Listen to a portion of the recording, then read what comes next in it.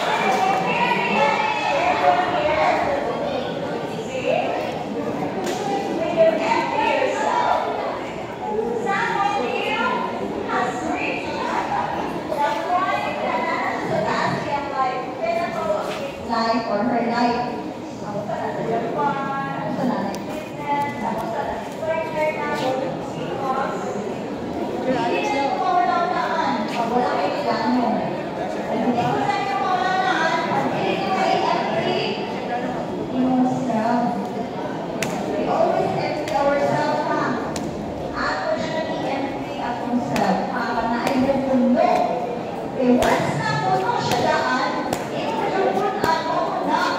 Ayaw ba na breakdown? Ayaw ba na sakit? Hindi sila ikaw sa proseso. And this reflection helps you to do so. Sige lang pag-balikan out, every time, you need to be more on that reflection. Ano ang mental, physical? Let's now go to your spiritual, in the form of your emotion in the life. Now, imagine mo sa inyong life pass, what Jesus died on the cross, we know, sa iyong kadulngan, mabuhay siya after 3 days. Kamo, after graduation, we know that you will become successful human being. Na pinahanglan, utama mo sa uban. Marihan na nila ba? Nag-blindfold mo. Ikabangan ninyo yung kauban wala. See, anak ka sa real world. In reality, you should do that. Ano, walay itcha, walay ako in their reality. No one is an island. Una ang sabi ba na, people, feeling niya alone siya. Naiuman na the broken, kaya na naman, hindi siya broken in ang family. Who doesn't have a broken family? Should I na kulakan ba na? So in this journey, kinalan kabalo mo kung connect ka sa inyong life. From high school to sa inyong gusto na yung gusto na dress so college, pero magtrabaho isa, ngayon ba, pagtipong isa, una ko, eskwela. But who among you, raise your hand, will go to college after senior high? Will go to college after senior high. Okay now? Who among you will work after senior high? Work. Who among you will work at the same time schooling in college? Uy, ay pagkawala sa paglaw. You know why? Sa ako ni college ko, before ko ni, nako'y nagtrabaho sa fast food. Yeah, during college, ay lagi, invite na ko ako sa iba, gawin ko akong kabayhana, naka-working with ko at the same time, schooling. Yes, nag-working student ko. Kaya gusto ko kumuhan, wala kumamay. Ayaw na, explain lang. So, kaya mga